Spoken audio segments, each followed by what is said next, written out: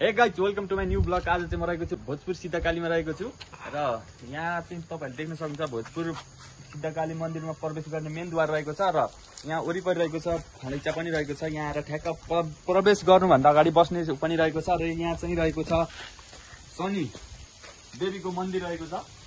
देख्न सक्नुहुन्छ तपाईहरुले। अब म चाहिँ भित्र प्रवेश गर्न गइरहेको छु। तपाईहरुलाई देखाउन चाहन्छु म भित्रको परिवेशहरु के छ भन्ने कुराहरु। आउनुहोस्। र यहाँ चाहिँ रहेको छ सिधा परसम्मको घन्टी रहेको छ। म चाहिँ यसलाई सरर बजाउँदै आउनेछु।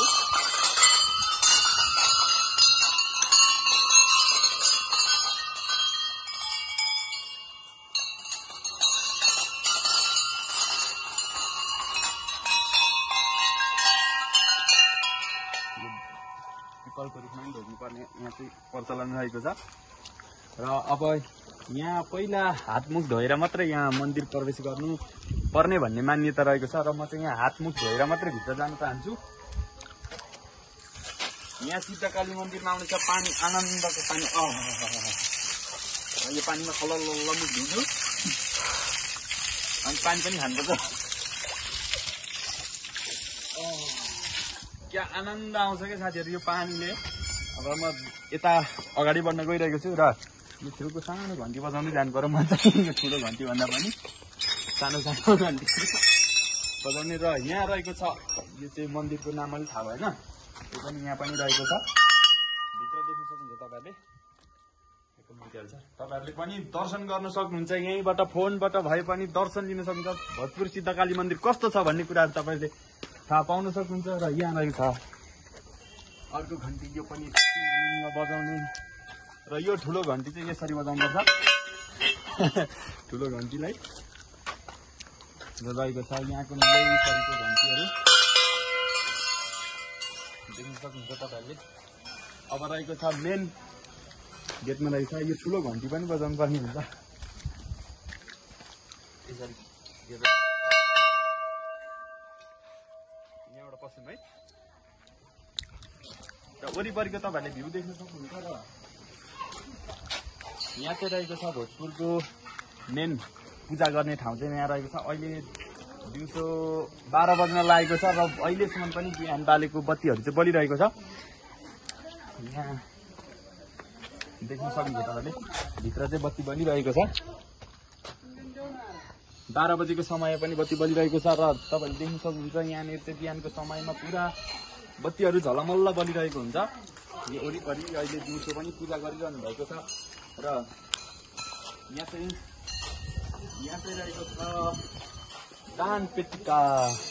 तपाईँहरूलाई मन लागेको छ भने तपाईँहरूले दान पनि गर्न सक्नुहुन्छ। यहाँ चाहिँ ठ्याक्क आफूलाई मन लागेको कुराहरू चाहिँ तपाईँहरूले दिन सक्नुहुन्छ। तपाईँहरूको धार्मिक आस्थाहरू पुरा हुने भएकोले तपाईँहरूले यहाँ चाहिँ बढी विशेष रूपमा शुक्रबारको समयमा चाहिँ बलिको पूजा गरिने धार्मिक आस्था रहेको रहेछ। र यहाँ चाहिँ बलि बोकाहरूको पूजा गरिने प्रचलन पनि रहेको छ। अब देखाउन गइरहेको छु म यताको तर्फ। र म यो फेरि पनि घन्टी बजाउन चाहन्छु। अब रहेको छ यता देख्न सक्नुहुन्छ तपाईँहरूले अहिलेको समयमा परेवाहरू लगेको।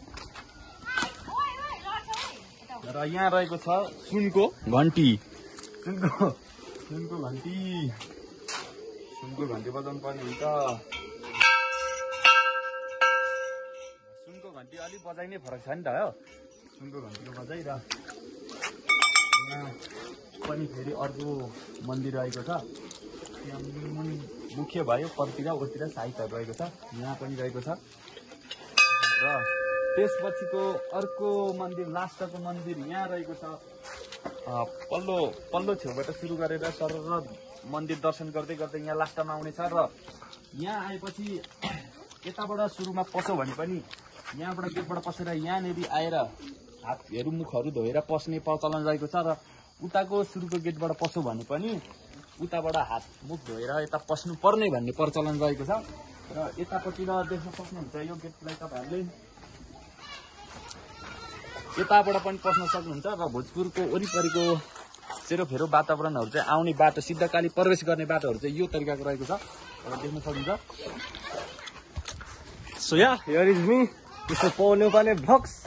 हामी चाहिँ आज श्री सिद्धकाली मन्दिरको एक्सप्लोर गर्ने हैसियतले आएका छौँ। महिन्द्राज खत्री ब्लग्समा हेर्न सक्नुहुन्छ तपाईँले यो भिडियो चाहिँ हेर्न सक्नुहुन्छ साथीहरू। हाम्रो महिन्द्राज खत्रीले सबै कुरा बताइ नै हाल्नुभयो।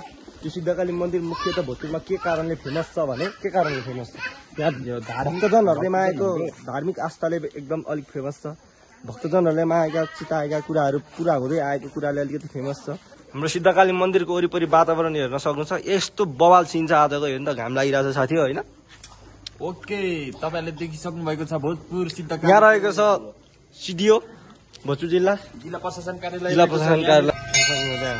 अनि तपाईँले परिवेशहरू देखिसक्नु भएको छ भोजपुर सिद्धकालीको वातावरणहरू मैले सरर तपाईँहरूलाई एकचोटि भिजिट गराइसकेको। कोही टिकटक बनाइराख्नु भएको छ, कोही फोटो खिचिराख्नु भएको छ। त्यत्तिकै फेमस छ हाम्रो सिद्धकाली माता।